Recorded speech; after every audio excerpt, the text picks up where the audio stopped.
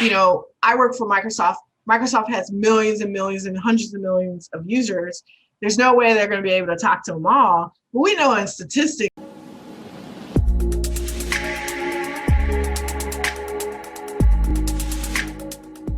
Today I had the pleasure of interviewing Ovetta Sampson. I co-teach a grad student course at DePaul University called Designing Ethical AI Systems with Ovetta. As a principal design director at Microsoft, she works with a team of talented researchers, data scientists, designers, and engineers on large-scale customers to visualize a clear path to digital transformation that really starts now and builds towards the future.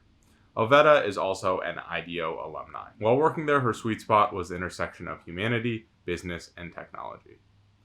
She combines her master's in computer science with a concentration in human-computer interaction with her undergrad in communications, and Ovetta is always thinking about how to visualize humanity's future and serve people through digital and intelligent products. She does this ethically and with compassion. In this interview, we learn about how journalism and influence from her father launched her interest into design and technology. We also learn about the world she sees where designers and data scientists join forces to make positive change in the world. We end with a fascinating conversation about ethics related to AI and how we can use design to better understand our human biases. I hope you enjoyed the episode. Hello, Ovetta. Thank you so much for coming in. So for people that don't know, I co-teach Designing Ethical AI Systems with Ovetta. She has had a long storied design career, which I alluded to in the intro. And she's going to talk today about her experience in the field, as well as how design and data science, they might be coming into in a collision course here.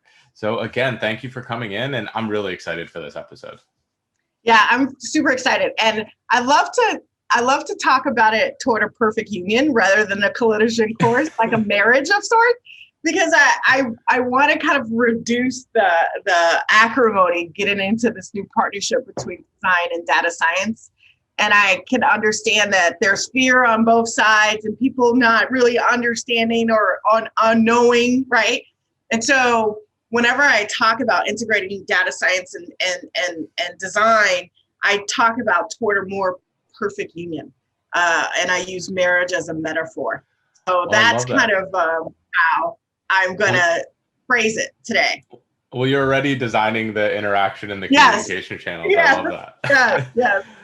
So, and I stumbled upon that because, Katharine Hepburn had this phrase that when she said that when she wanted to get married, she wanted to be very married. And I use that in my speeches about integrating design and data science because there is no halfway, I think. So we no cohabitation. We just got to get married because we have to really realize how to integrate our wonderful superpowers together. I could not agree more. And so, something I think is really interesting about your background is you come from probably a more tech-heavy background than a large number of designers to begin with.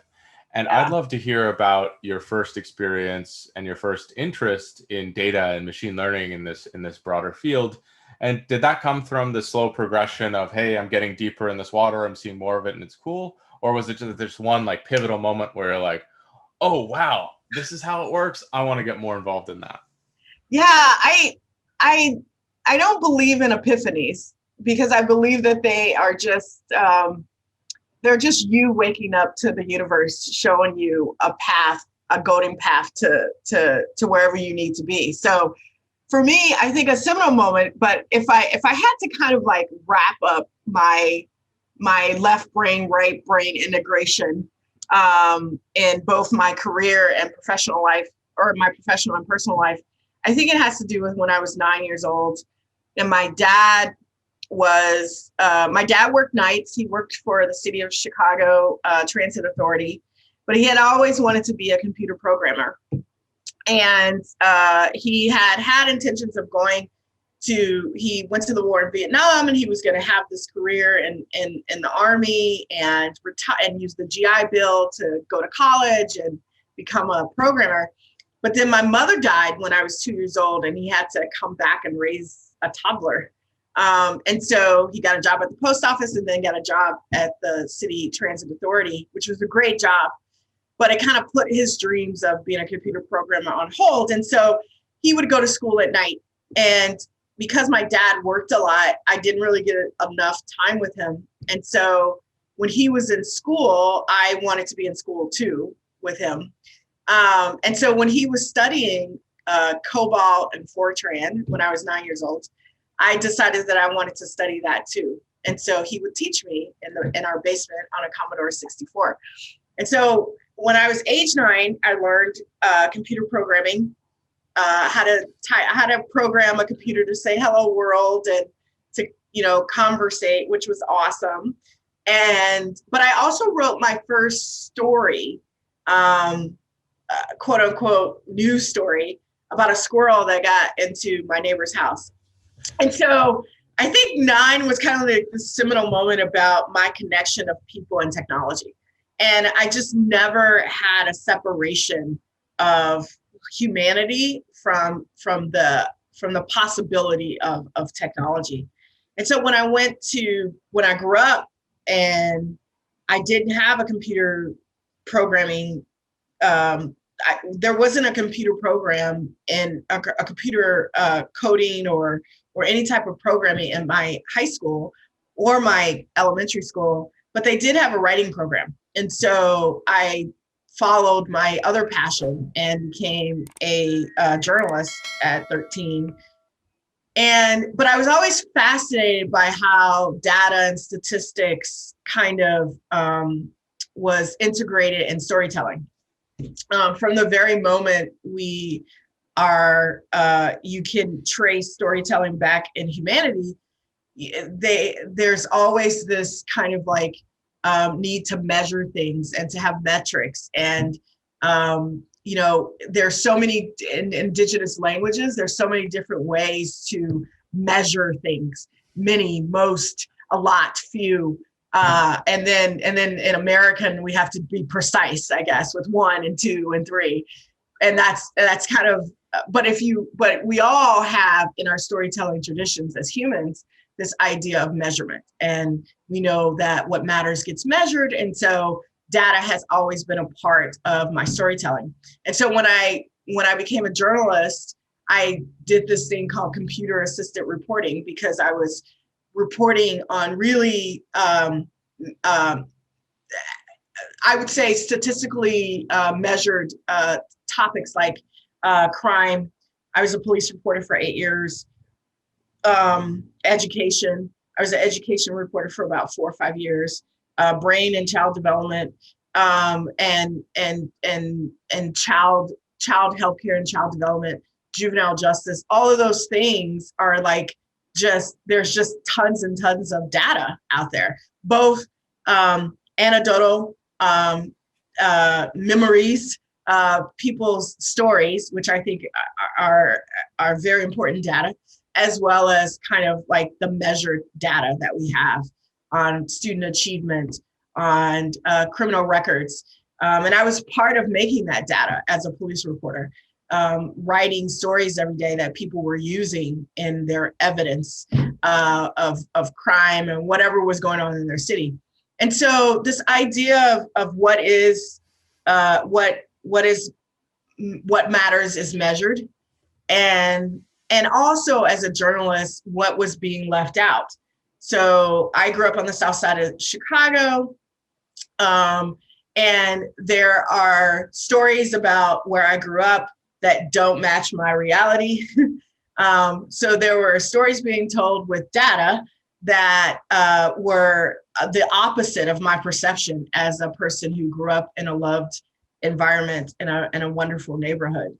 But you wouldn't know it if you read some of the stories about the place where I grew up.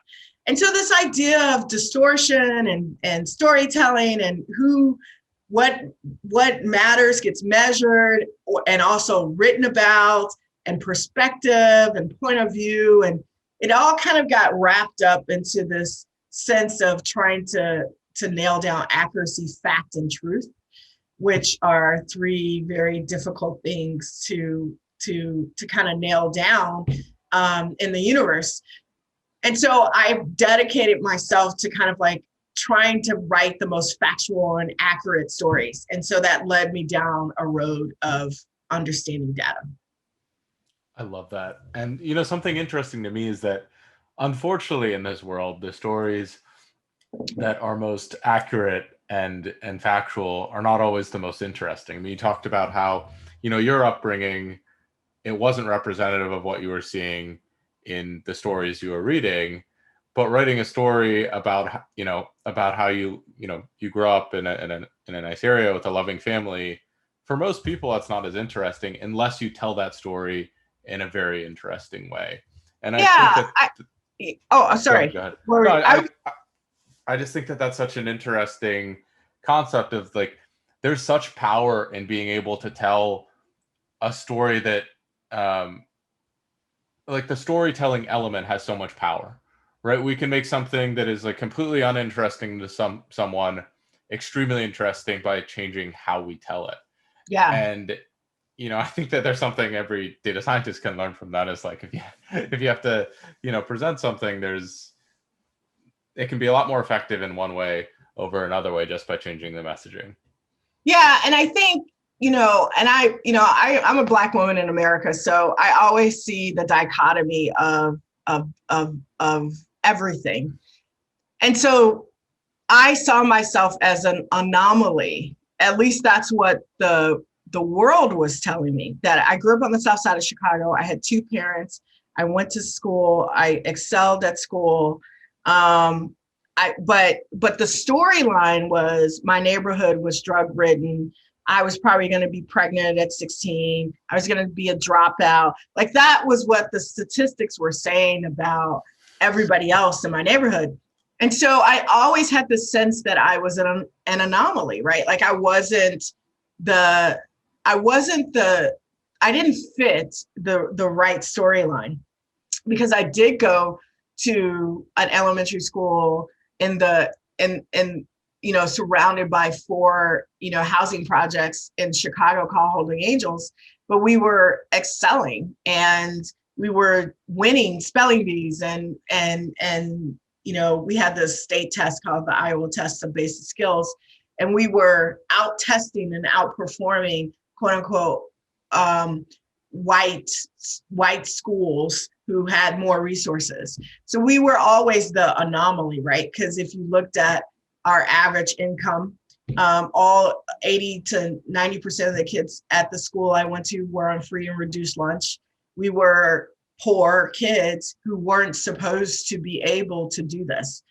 And I think that gave me a healthy dose of skepticism when I would read statistics that were claiming to be truth about anybody, whether that was immigrants or African Americans or women or men or conservatives or Republicans or liberals or whatever. It just kind of instilled in me a healthy dose of skepticism when I read data. And I think that's a good thing. I think it was a good thing for me because it allowed me to be open to alternative storylines that were either being left out or glossed over as anomalies when really they were the normalization of a story that people didn't want to tell. Yeah, no, I think that's such an important point. I mean, people get so wrapped up in the averages or the aggregate, right? That, let's say you visit a place like Chicago. I had plenty of friends that wouldn't visit me in Chicago because they're like, oh, I think we're getting murdered. It's the murder capital of the world. Yeah. And I'm like, I live like in West Loop. There, like, it's pretty safe. And Right. like the majority of Chicago, the majority of Illinois is safe. There's like a couple neighborhoods where like me going there probably wouldn't be as safe. But at the same time, like that is not a representation of the danger is not a representation of the whole city. It's not a representation of all of these things. I also think that there are people who actually live in those neighborhoods who are unsafe. And just because it's unsafe for us to go doesn't mean that we should allow that, right? And that's the story I'm trying to tell. It's not so much that Chicago is a safe city, and I believe it is, but it isn't a safe city for about 20% of the population. And we need to we need to tell that story too. And why isn't it safe? And there's this idea that it's not safe because of the people who live there. And I was a person who said, well, wait a minute, I grew up there, so I know it's not my problem that it's not safe.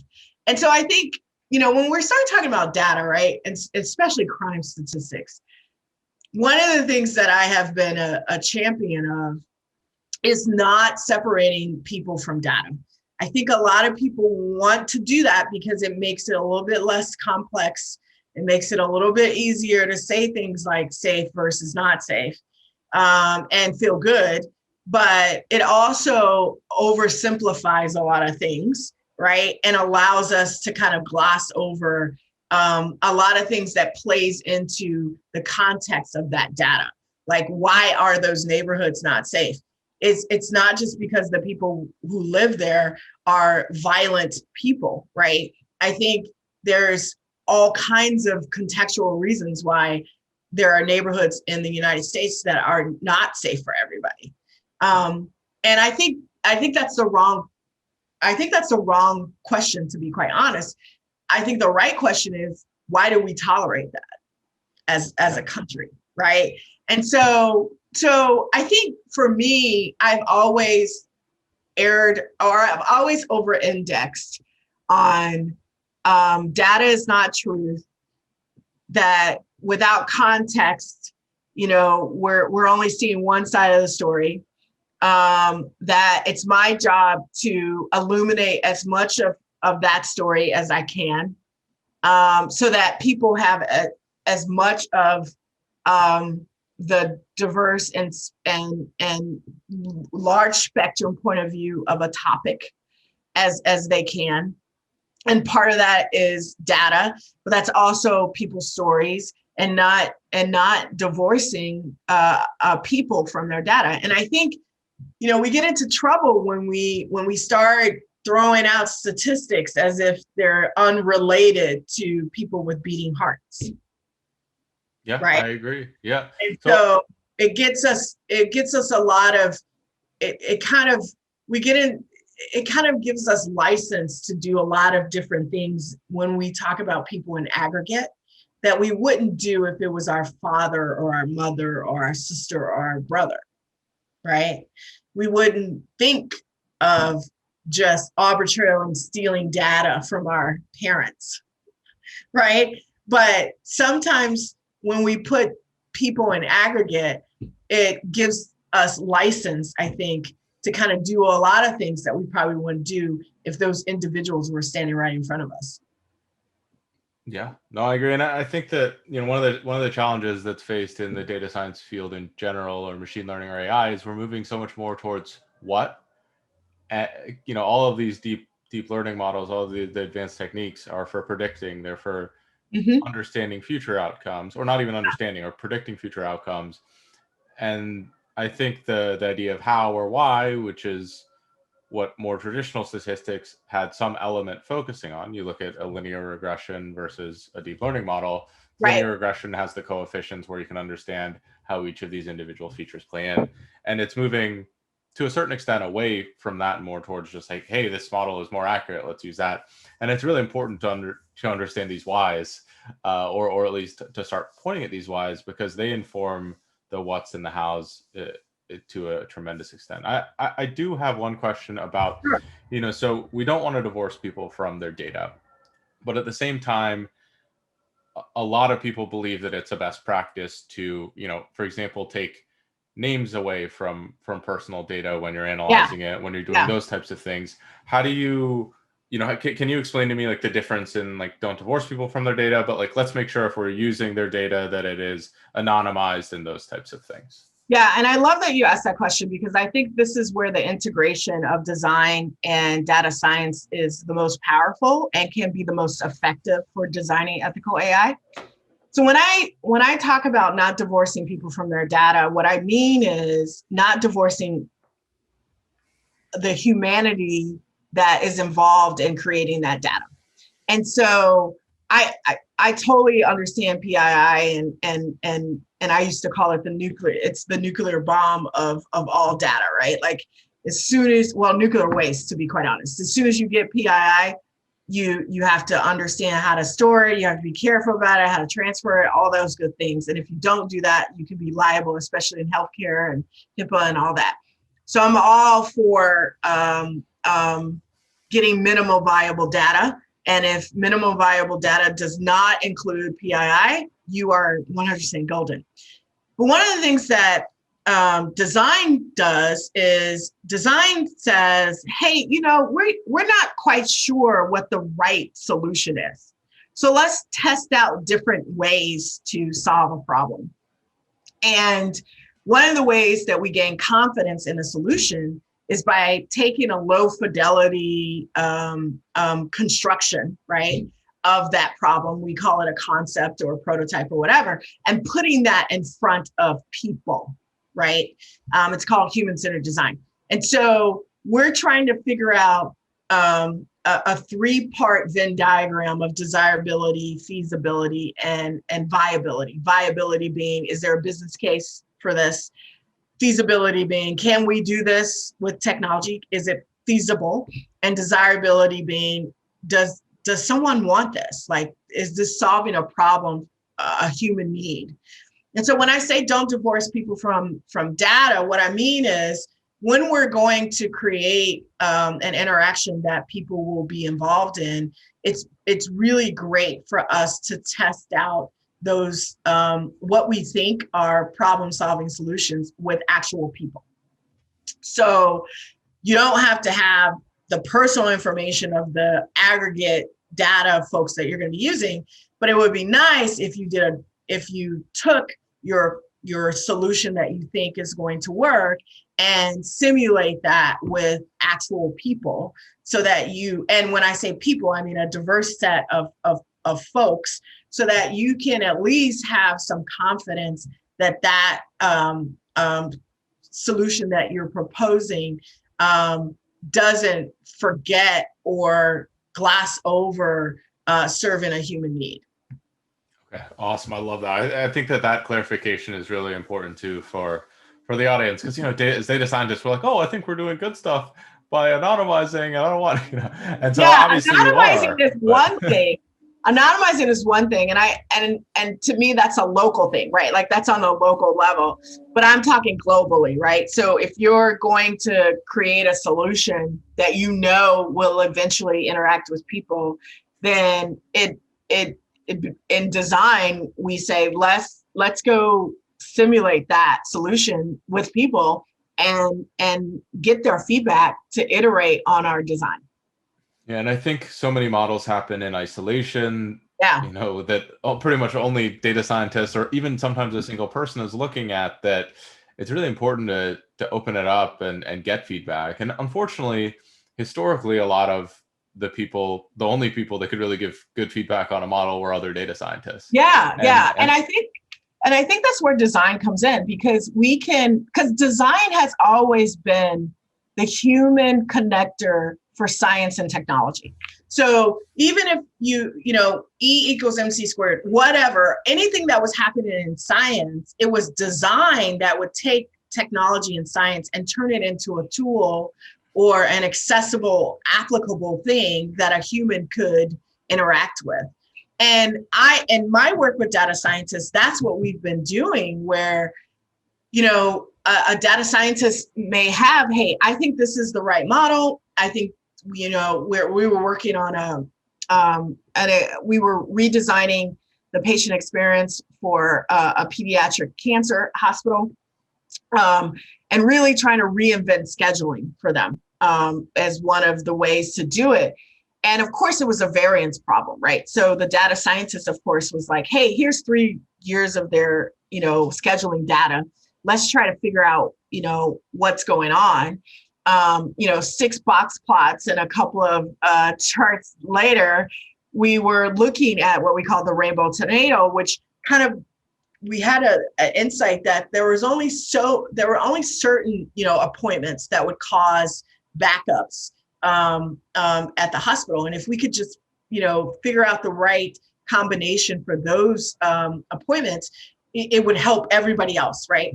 And so that's what kind of like it was a variance problem, and we kind of like nailed that down.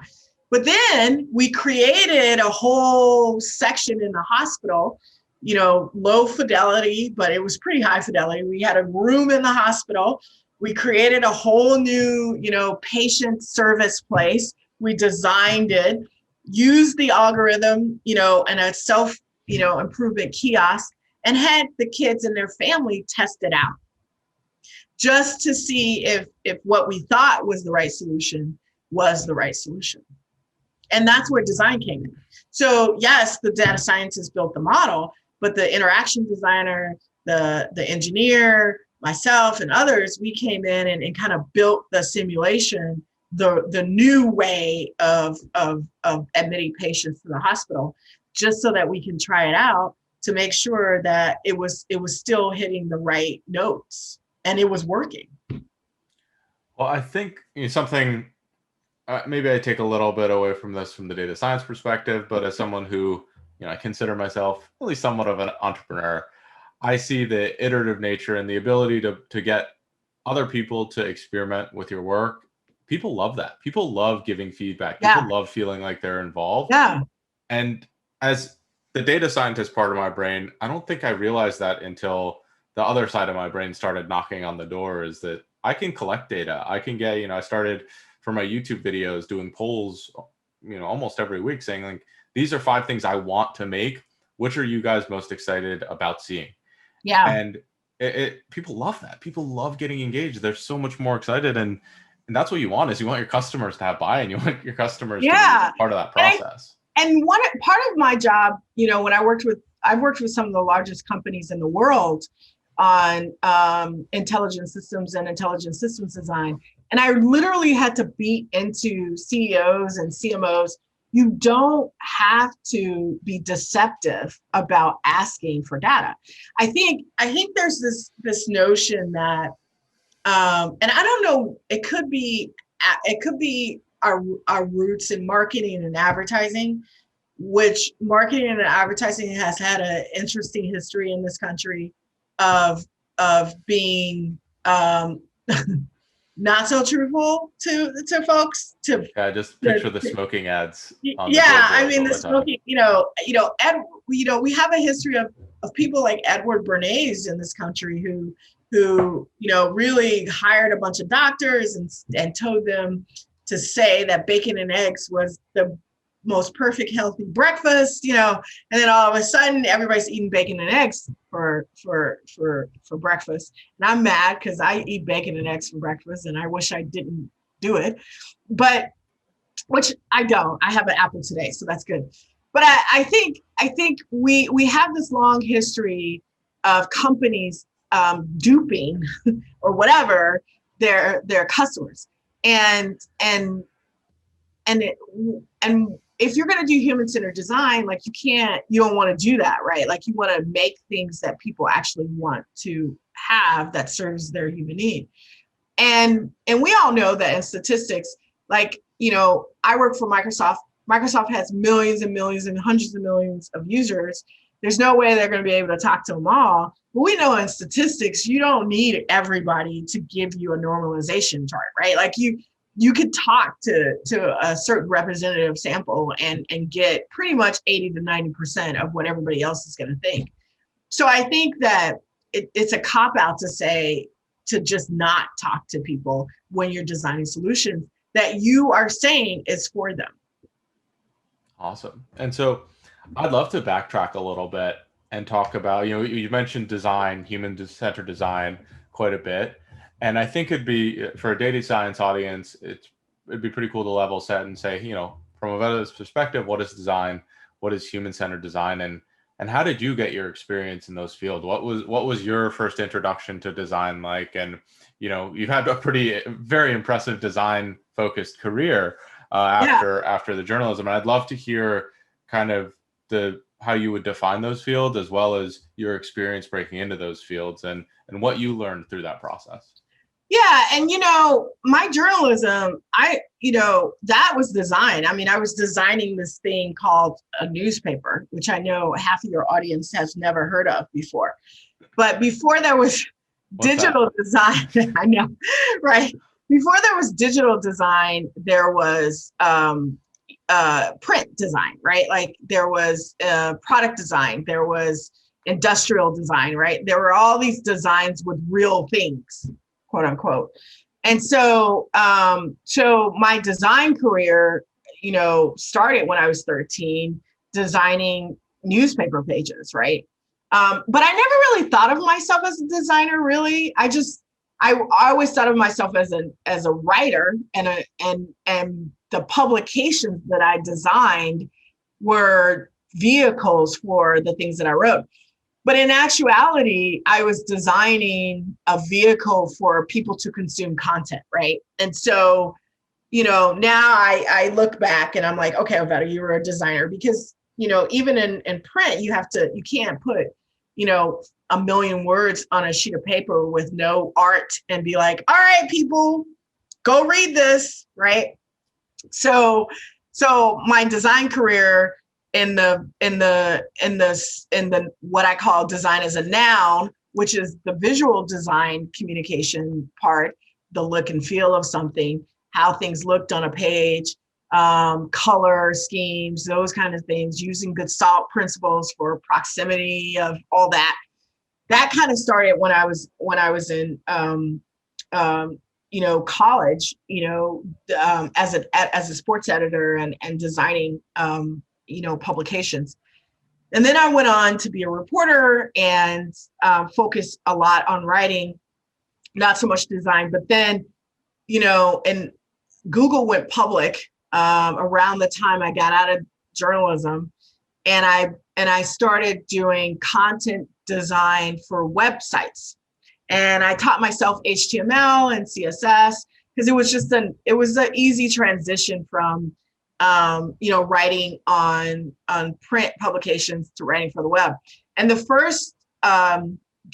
first company I ever worked for as a newspaper reporter, they actually owned the cable company. It was a really small town in St. Joe, Missouri, and it was Bradley Communications. It was owned by this one family, and they owned the television stations, the cable company, and the actual newspaper.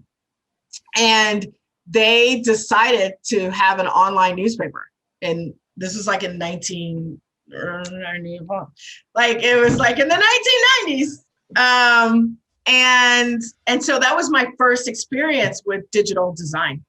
And literally it was just ripping off the publication from print, right? Like you just take whatever was on the print newspaper and put it on an online page.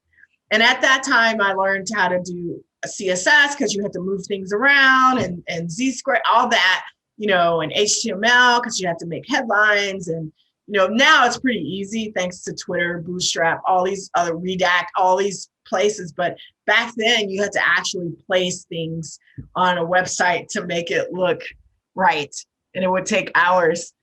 And then so I learned how to design websites. So I started doing that on the side.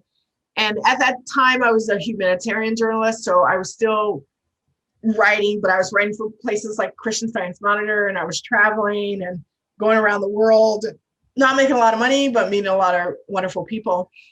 And then I got divorced and I moved back to Chicago, and I decided, I want to get my computer science degree. I had always wanted to do it. I felt I got cheated, kind of, sort of, when I was growing up, because I was kind of not forced, but I was kind of heavily suggested that I become a writer rather than a computer programmer. And I thought I was missing something. And so at like 30 something, I was the oldest kid in class, that was for sure. I started working at DePaul to manage the content for the School of Business there, because they were migrating to SharePoint, and I knew a lot about SharePoint.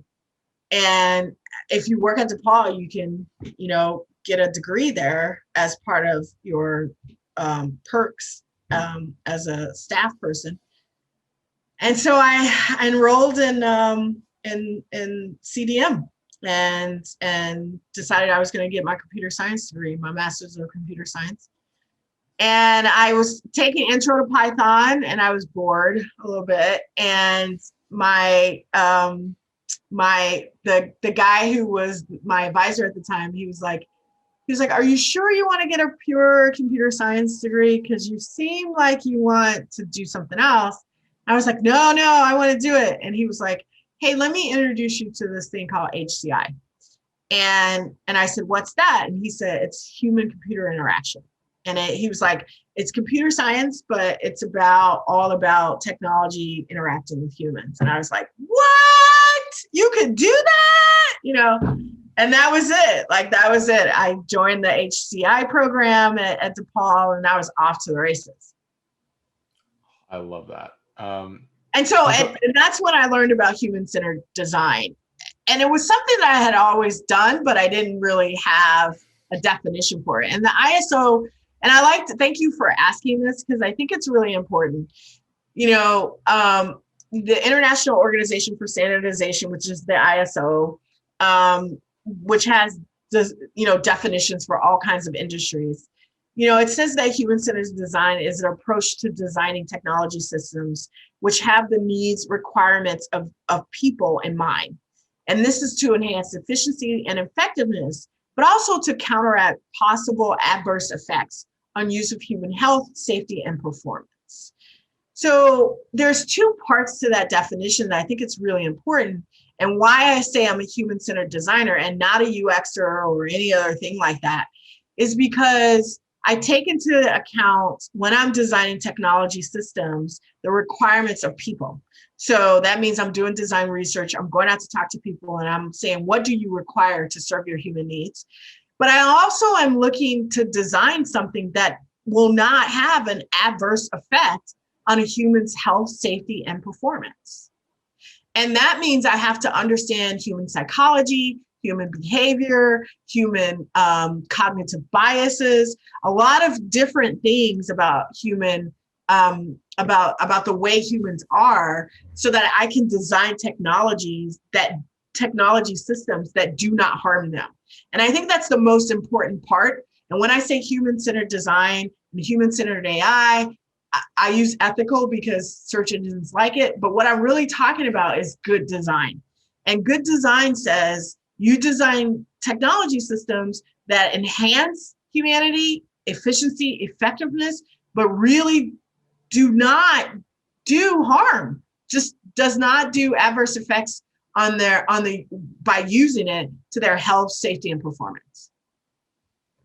I love that definition. I also think there's something important, kind of breaking the fourth wall here for people listening to understand, is that if you're producing something for someone else, like, you're a designer, right? Like, no matter. Absolutely. If you're Absolutely. And since everyone's a designer, you can either be a good designer or a bad designer, right? And right, like, you can do design thinking and not do human-centered design. I think there's this weird thing that design thinking is a methodology, right? It's not an industry. And so you can do design thinking and absolutely design something that's going to harm somebody, for sure, because you can do the iterative process and still come out with something that's not very good for society.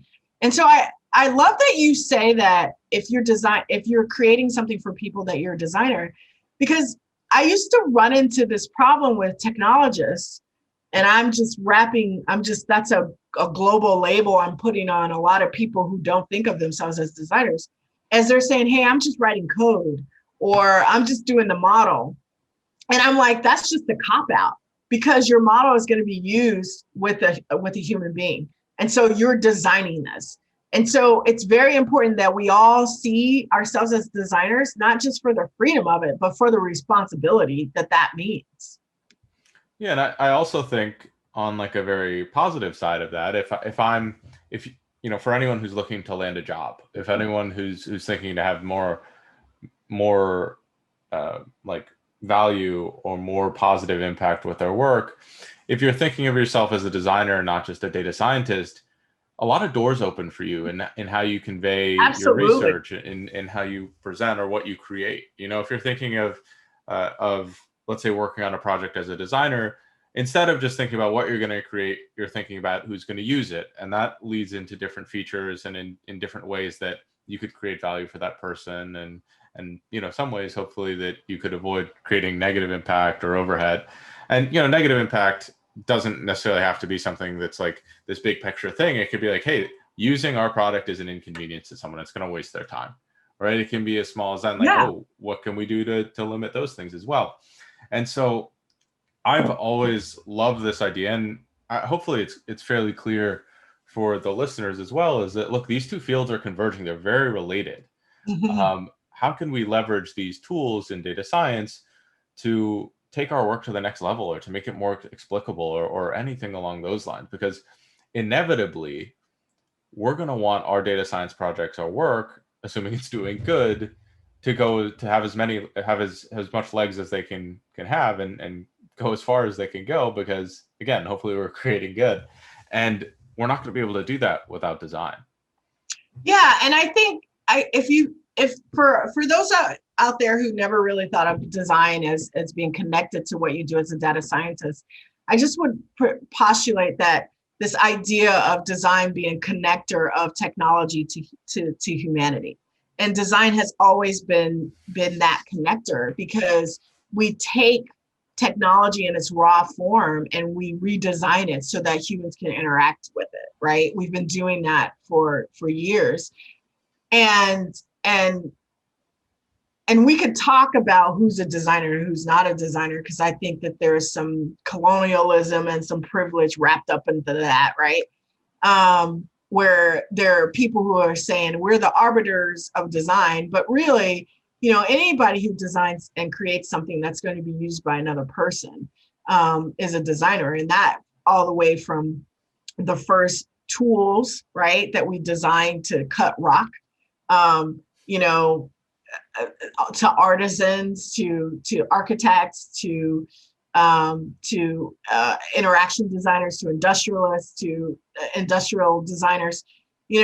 There's all kinds of different designers, but I have always said that data scientists were designers, because they're designing models that will interact with us in very specific ways.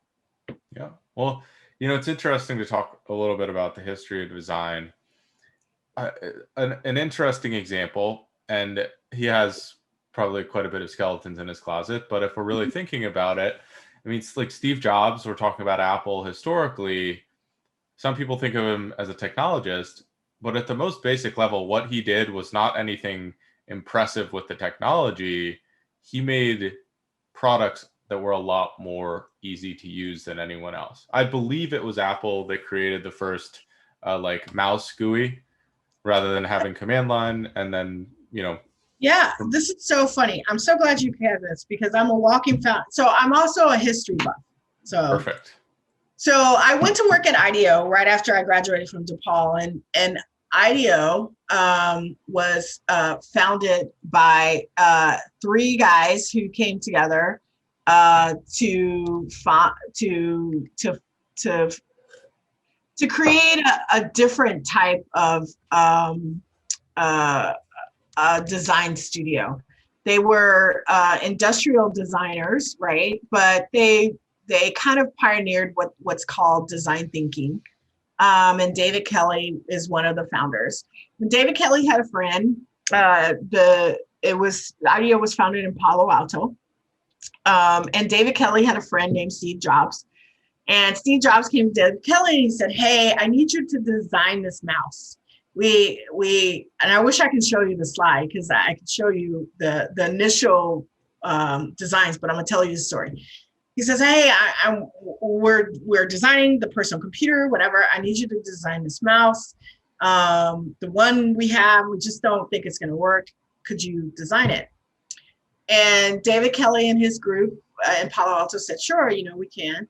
So they did the what is now known as the design thinking methodology, where they kind of went and they talked to people and they were like, what would you do, right? And them being designers, they just start putting props together. So one of the things they did was they went to a pharmacy got a roll-on deodorant. Remember when you used to have to do that? They popped the ball out, right? And then kind of put it on, a record player that would go around, right? And they were like, and then they put that in people's hands. So they kind of like reconstructed it to see if the rolling motion was something that people would like.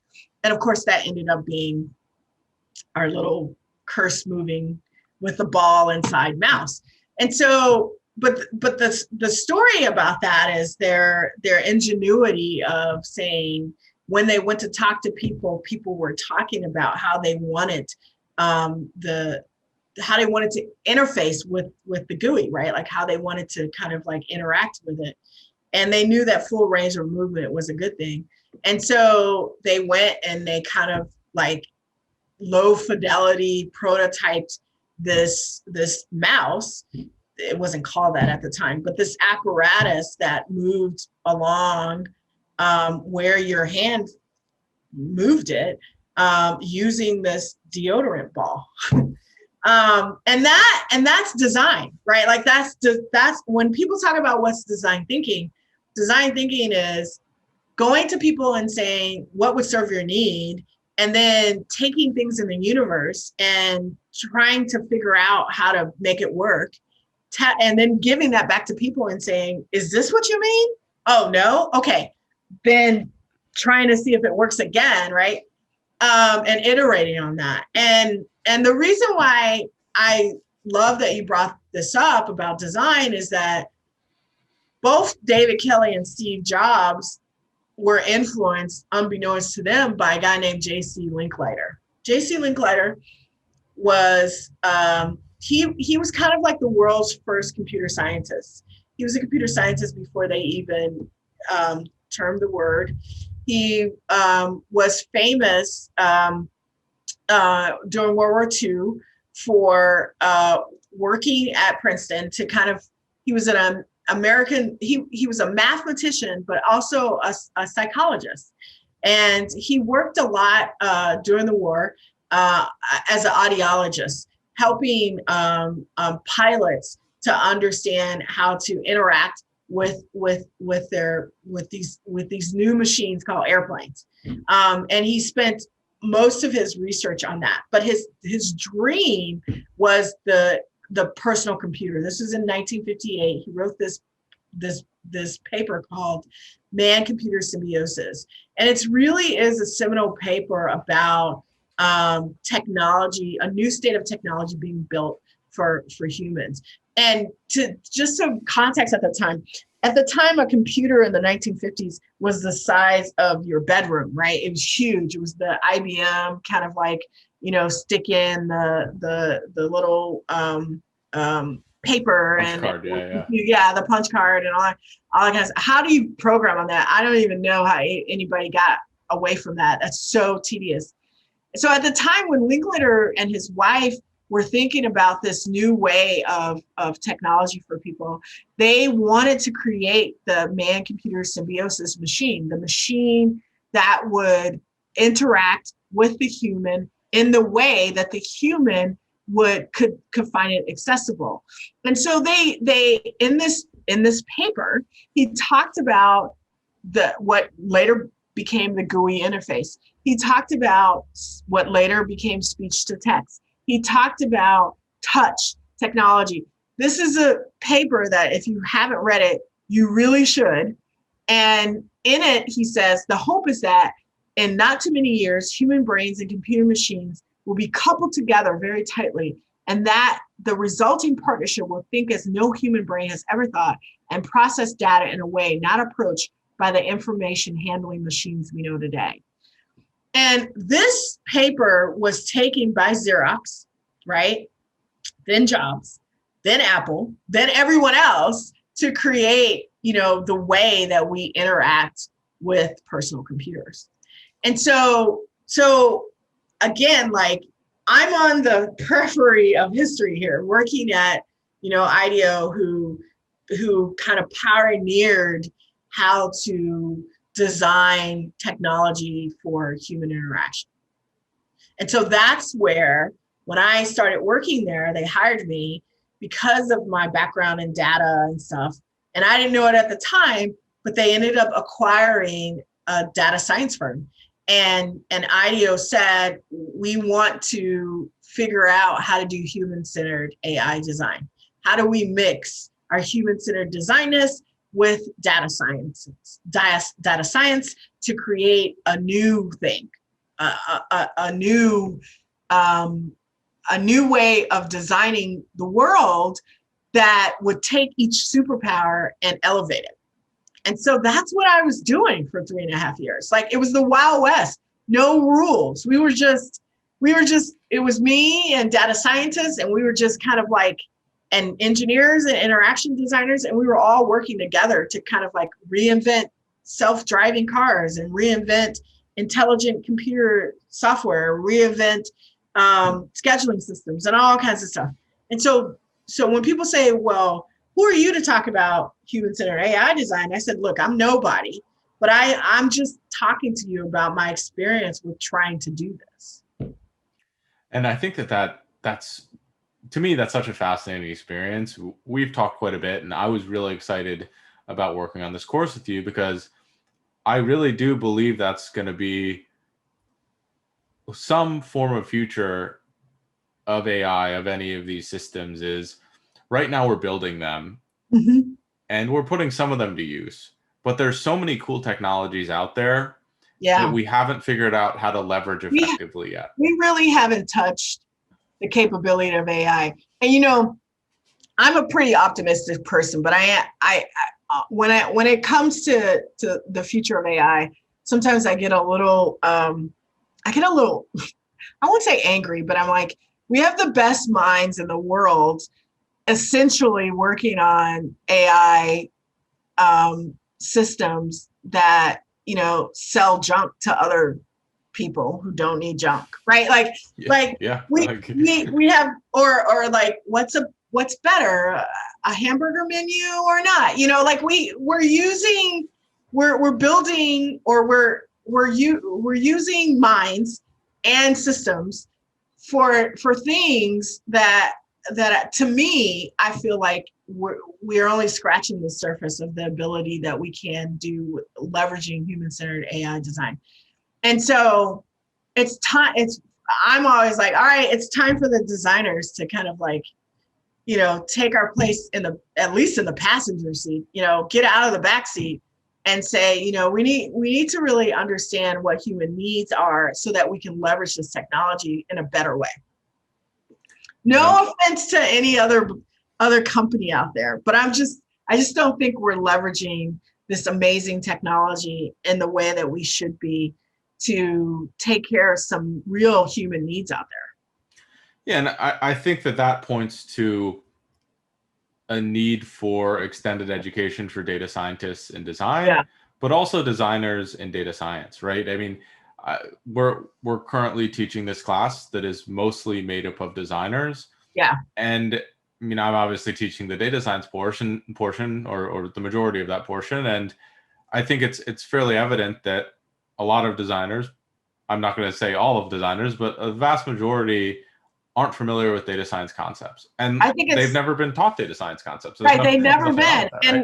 And I think, you know, I see in 3 to 4 years that, and this is what I tell researchers and data and designers, this is why I went on the tour, right? I went to 6 countries in 18 months talking about my experience with this amazing crew of data scientists and creating with them, because I was enlisting researchers and designers in the revolution. Like, I'm like, hey guys, you're going to be left behind because algorithms design is not going anywhere, right? The model making and AI is out of the bottle, right? And if you don't have high data literacy, if you don't understand how models are made, if you don't understand how data scientists do their thing, you cannot, or you will not have what I say is effective impact on the outcome of their designs if you don't understand how they do their thing and can have intelligent interrogation with them without them getting offended. Meaning that you understand as much about what they're trying to achieve as they do, or as much as you can, so that you can ask them questions about what they're doing and them not get offended at you questioning some of the things that they're doing. Not because they're doing things wrong, but giving them a point of view that's different so that they can use that in their designs. And so I feel like when we talk about designers of the future, you will have to have data visualization, data science class. Like you're gonna have to have that as part of your skill set. And if you don't have that as part of your skill set, then you can't effectively do design. Yeah. At least that's where I am. So there's a whole new industry of machine learning experience design, where we're mixing design and machine learning to get an outcome that divorced of those two is lesser than. We're putting those two together to get a better outcome. And to do that, designers and researchers have to understand how machine learning works. Yeah, and I think that I'm seeing on an industry side that a lot of companies are looking for people to start filling these types of roles, but they don't know what to call them. You know, yeah, they don't. It's so weird, right? It's like the internet of the 90s where people just didn't know what to call a webmaster or whatever. Like I feel like we're on that cusp where people know they need this, but they just don't know how to what to talk call about it. it. Yeah. And I mean, I was interviewed and looked at a couple of positions that were like similar to this role. So it's like, oh, you're a business consultant for analytics. So you're explaining business value and you understand all the models and you can have that communication layer.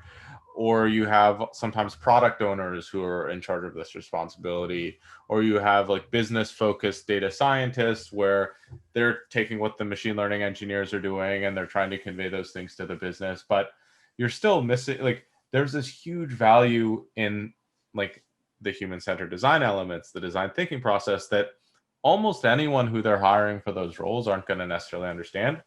And also the people who are in those roles, you're not exactly talking with consumers, you're talking with stakeholders, which is, I think, a little bit different. And I'm really excited to see, I mean, there are companies now that are hiring designers or design hybrids or whatever that might be. I actually had someone on YouTube comment that they're starting a data science program with a focus on human-centered design or on human-computer interaction, which to me is like, wow, there's a specialization like that in data science already. Like, you're probably going to get a job pretty quickly out of a program like that. Yeah, I was just going to say, like, I was talking to a data scientist the other day, and she found me on the internet, and she was just like, you know, I believe in human-centered design and you know, but when I talk about it, people are like, where's your credentials or whatever? And I said, well, you know, you are a data scientist. So, you know, why don't you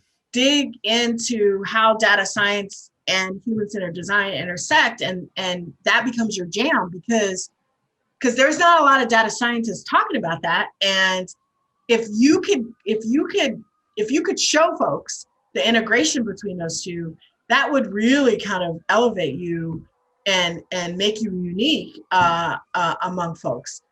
And look, to me, I'm not an academic, so I don't write a lot of papers because I just don't have time to do that. And but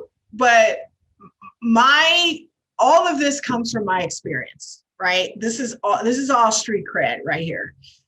And also putting 2 and 2 together with understanding, taking a peek, I think, into the future, which is always a scary thing, because sometimes I walk into rooms and people are just like, what are you talking about? Like, you're not, like, people just don't get it. And so, you know, when I decided to do this class, it was for designers and we start with data. Like, the first day we start with data as if it's a data science class. But it's because I know for them to succeed, they're going to have those basic foundational understanding of how algorithms and models and machine learning works. Yeah, and I will say, just teaching, I think my contribution would say it's like, hey, this is a framework or an overview of data science, right? We didn't go into any of the algorithms. We're just saying like, hey, what is data science? What are the processes? Yeah. And there's, 4 hours, probably, maybe even like 6 hours of content related to that. I mean, the field is big to talk about just what data science is and not go into any of the specifics. Just thinking back on that, it's like, wow, I mean, for anyone listening, if you are a data scientist, you're a data science student, I mean, think back, you know a lot just from probably more than you think. I had to put together a course just on like, hey, this is what the model building process is, without going into what any of the models were. Yeah. It's a tremendous amount of information. So even crossing that barrier as a designer is something really valuable to know. Hey, like, why do we have a train test split? Yep. Right. That's something from a design perspective makes a tremendous amount of sense. Or, we have train test split. We also have a validation set.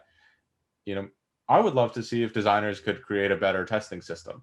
There's a chance that there's something, whether it's a simulation, whatever it might be, there's a ton of touch points within even the data science lifecycle that I think could be improved by some thinking that is not from necessarily data scientists or academics. And I'm always welcome to that. I think a lot of people get a little nervous about people that don't have the specific subject area expertise. But I also think on the flip side, if someone doesn't have the same expertise, they don't have the confirmation bias, they don't have some of these preconceived notions about how things should be. And I would like to say that I've always tried to welcome those things into my work or into my life, because we really don't know what we don't know. And sometimes we're blinded by our own perception of things.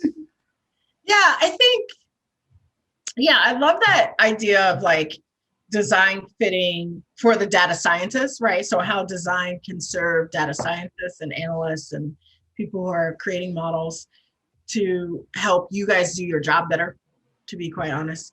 But I also understand, or at least my goal is to help design to influence outcomes of model making and machine learning outcomes, because I think that's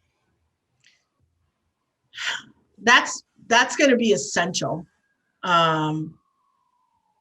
Because right now, if a machine learning model goes wrong or whatever, it's really all about the output, right? So it's after the fact, and so people are noticing things or writing things or about the outcome. And what I liked us to get is to not head that off, but at least have those conversations while the sausage is being made. And this is why it's important that designers and researchers really understand the process, so that we can have those conversations at the right moment with you guys and not annoy you or do it at a time when it's not right, but do it at a time when in our process where we call it exploration, right? We're diverging and converging on all the different solutions that we can have, and then using research and testing to converge on what we think is the right solution. There's a rhythm there of what I call transdisciplinary transformation of knowledge that allows each one of us to kind of talk to each other about what we're doing to get the better of outcome from both of us being involved in that process. Yeah, 100%. Something that I guess we didn't touch on as well is that like data science can make designers' lives a lot easier as well. Oh my God. One of the things that I talk about in my, oh, sorry, where are you going to say? No, go ahead. I was going to say just like designers use A/B testing quite frequently, and understanding how that works better, understanding how to run, like multiple A/B tests instead of running a t-test or an ANOVA, those types of things it's like unbelievably valuable. There's the flip side of that. If, designers awaken their little data scientist within them as well, the capabilities can be incredibly amplified. Yeah, I always say that as a design researcher, data science is my superpower. And one of the examples I always give is like, when I was a design research lead, our number one thing is to show the humanity, right? Like to show the human need and show the humanity, show the human problem that we're fixing, all that good stuff. So all of that is about storytelling, right? And design. People used to say, "What's your job?" And I say, "My job is paradigm shifting, right? I shift paradigms. So I take people who think one thing, and then I go do my work, and then they end up thinking another thing, right?"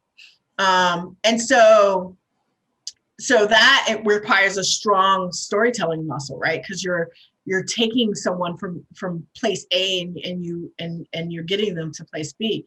And I do that with CEOs, stock stakeholders, companies, all the whole nine.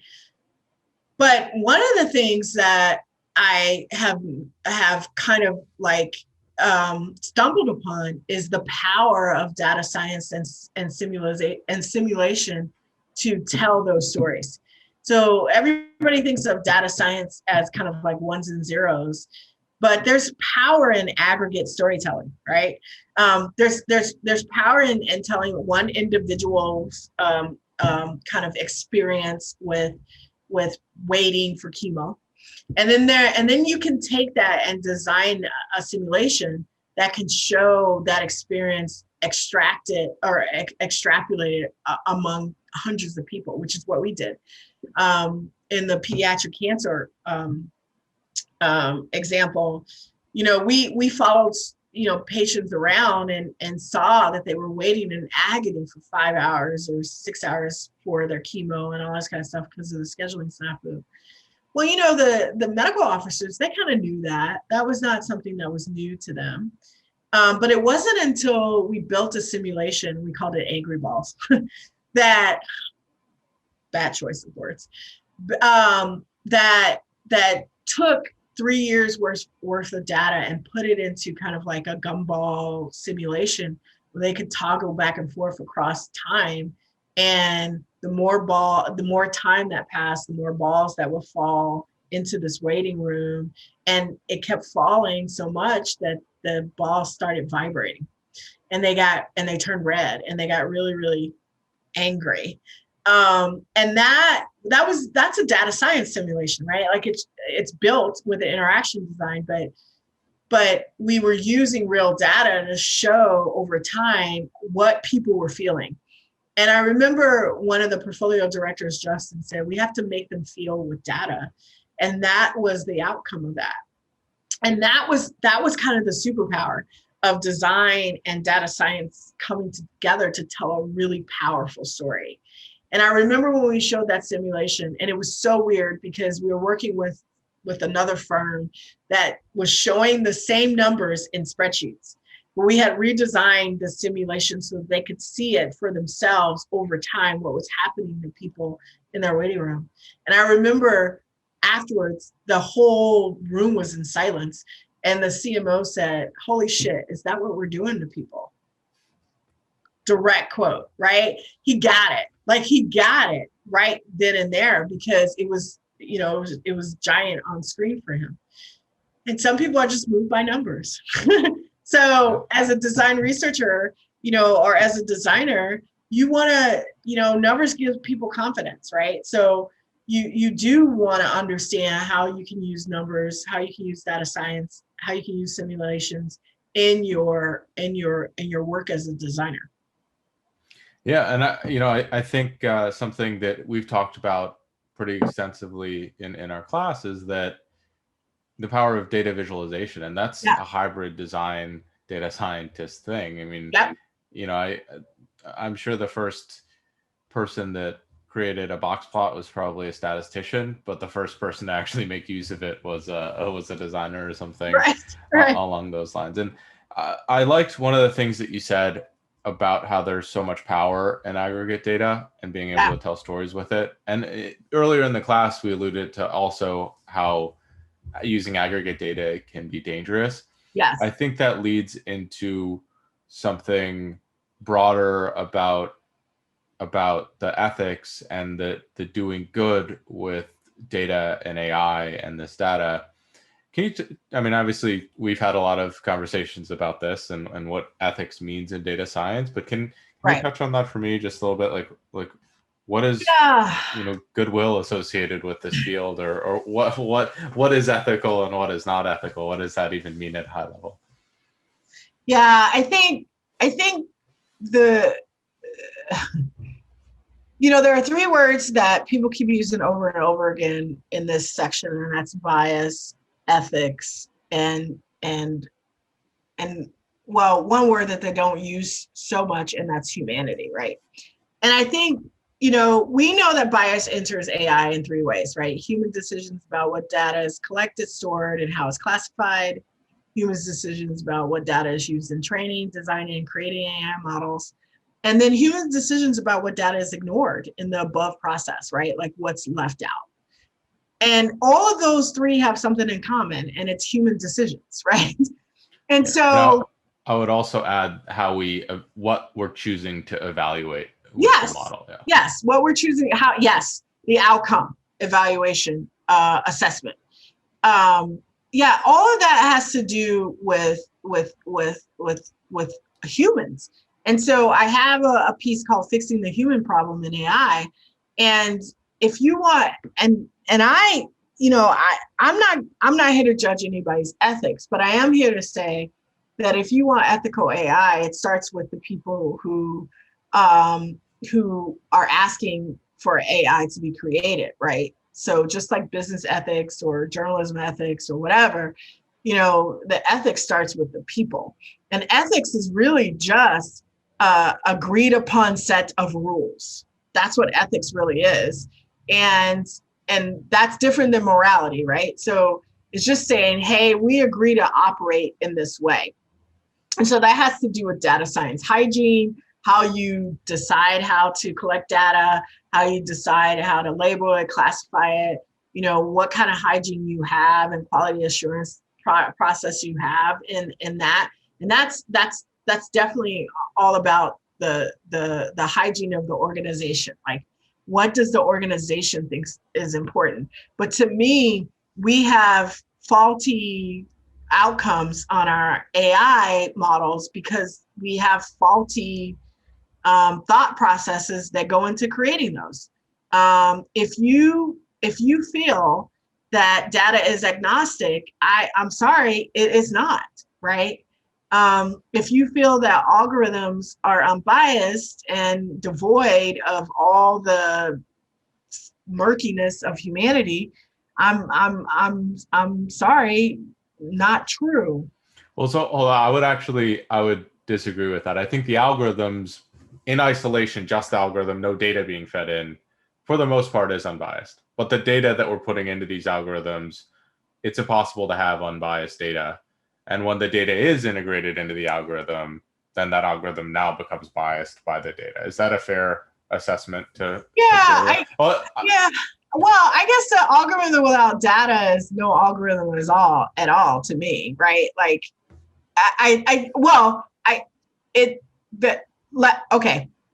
Let's just separate the tool from the outcome, right? So an algorithm is like, you can have like Socrates had the first algorithm, to be quite honest, right? So you can have an algorithm, and I think you're right to be precise. It's the data that's fed into it that's biased. But I also think that what algorithm you choose, there's a little bias there as well. I mean, we talked about that, right? So yeah, absolutely. So the tool in itself, yeah, but it's ineffectual without it. So potato, if you ask me. That's fair. I was just thinking about like the math. Like we have a logistic regression. Yeah, and I still think math can be biased as well. So totally fair. Yeah. So I just think that anything, and again, bias is not a bad thing. This is what I want to come across. It's just that we're human and we're biased, and anything that we touch is going to have that part of us, right? And it doesn't have to be a bad thing. And so I don't talk about bias mostly. I talk mostly about not arguing over it and designing for it. That makes sense. I right? love that. Yeah. So when, to me, the first step for ethical AI, or whatever you want to call it, is recognizing that bias exists, will exist, and will always exist, and designing for that. Yeah. And for the data scientists, this type of bias is like human decision-making bias, not variance and bias in an algorithm. Those are different things. Those, yeah. I'm talking more of cognitive bias, heuristic bias, Perfect. psychology bias, right? That go into your decision making. Yeah, and I think an important part of that is just creating that feedback loop of saying, hey, Yeah, even if it's totally. going to be quantitative, That's all like, I'm saying. let's test. What it leads people to do is to be AI agnostic, which is what I call it. It's, oh no, it's AI, it's going to be fine. No, anything we create has a propensity to be not fine. So why not just listen for unintended consequences? That was one of the ethical, one of the ethical principles that we created at IDEO. Just go in knowing that something can go wrong and create a robust feedback loop to catch it as soon as possible. What was that AI? It was a couple of years ago. It was trained on Twitter, it just went super racist. And I talk about that too. That was Microsoft's little chat bot that was called. Give me 2 seconds because I just wrote about that in a Medium piece. But yeah, the piece that I wrote was about human kindness, to be quite honest. If you want ethical AI, we're gonna have to pretty much start being nicer to each other, to be quite honest, rather than looking at the technology, right? Like the algorithms and stuff like that. And that was Tay, Tay. I think it took 24 hours for it to become a racist spewing nightmare just on Twitter for a day. Well, I actually remembered what I was going to say earlier. And, something that you said about ethics was that it's a set of rules that we create, right? And that society holds us to, and that as humans, we would like to respect of each other. And that becomes a lot harder with really fast advancements in AI. That comes a lot harder with anything where there's gray area that we haven't seen before. And that's why it's so important for us to have these conversations and to figure out what we deem to be ethical around AI and be public about that, because it's somewhat uncharted territory. Mm-hmm. And so it's kind of fun to be able to think about this stuff. And I mean, I don't think I'm personally like a thought leader in this area, but I think that it's really cool that I can still, at this point in time, have a voice of what it means to be ethical in AI and in the system and going forward. Because I think you're a thought leader in that you're actually thinking about a practical way to address it. I think most of the people who've talked about AI has just talked about all the wrong things, and they're not talking about operationalizing human-centered AI, right? Because they don't have the acumen or the ability or the knowledge or whatever. I don't know.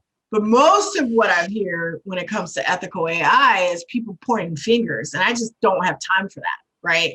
My goal is to say, how do I operationalize a human-centered way of creating intelligent systems? That's what I'm thinking about.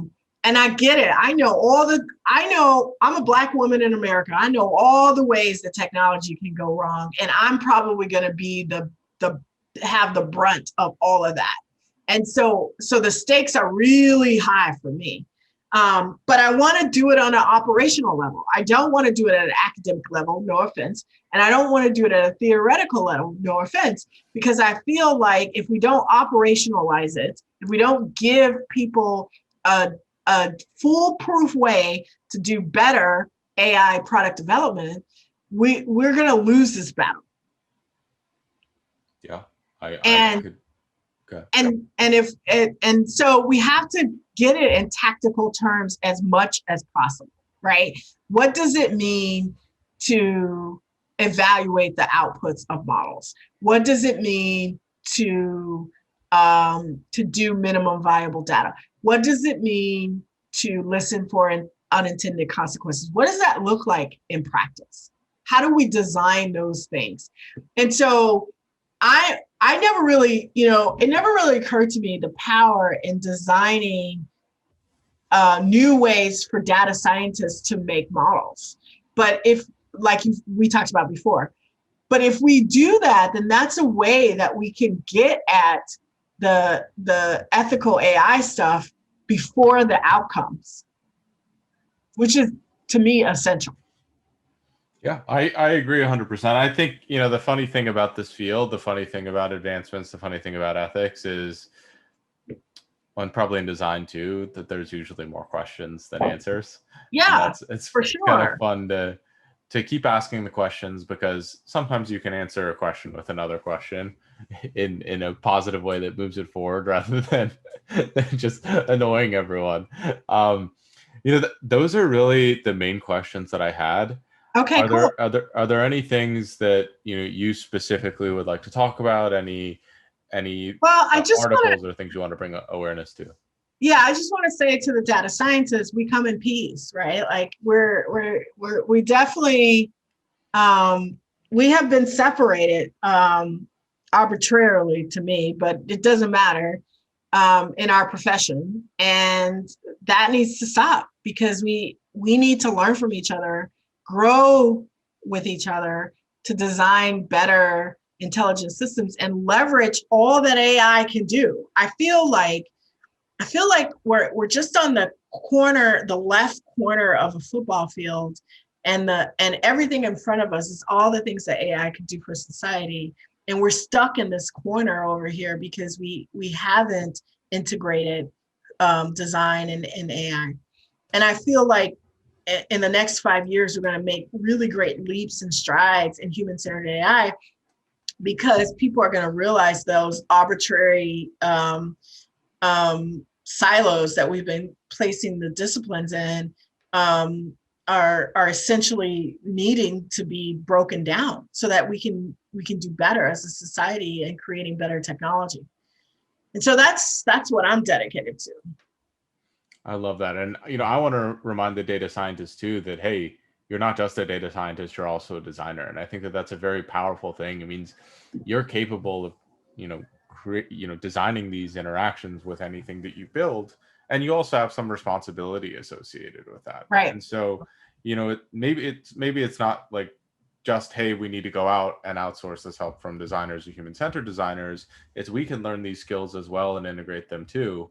And, you know, in my mind, it doesn't matter which way you do it. As long as you have some design practice integrated, it probably helps to have some expert or someone come in at a certain level, especially if you're in industry. But like, to me, when I started learning about this field, I've been very interested in design thinking for some time. I've read a couple books. I think one was called Designing Your Life, where it applied design thinking to how you essentially to happiness and how you make decisions in your life. And I was like, wow, maybe I could apply this to my work too. And so I think that that's a really empowering note on both ends, is that, hey, there's a lot of opportunity here. You have the ability to do some of it yourself, but there's also, it never hurts to ask for help. It never hurts to have an expert come in and to work with them, because you'll learn so much more in that front. Yeah, and I think it's good for society too. It's not just us individually. I mean, I'm learning a lot from you, and I know that our partnership is, to me, what should be normal. It should be normalized in the future. But I also think it's better product making. I think it's just better design. It's just better leveraging AI in a way that right now I just feel like we're kindergartners with a powerful machine and we're using it as a crayon. And I get it, it's new, but I also think that design can add so much to help to elevate the use of it, because we have been focused on designing things for human need. That's our jam, and helping to partner with data scientists and people who make AI models and machine learning models, to couple that with human need is just going to be even more so. So I feel like we're at a point in history where we're both becoming woke about each other, and maybe we can have, the French version of a revolution where we're just like, all right, we're gonna eat cake, guys, and take over together, and really kind of topple some of these institutionalized silos that we have within disciplines. Awesome. Well, I love that. Thank you so much for agreeing to chat with me, Ovetta. I hope I wasn't too violent. I had a lot of revolutionary allusions there, but I was trying to be optimistic about our partnership.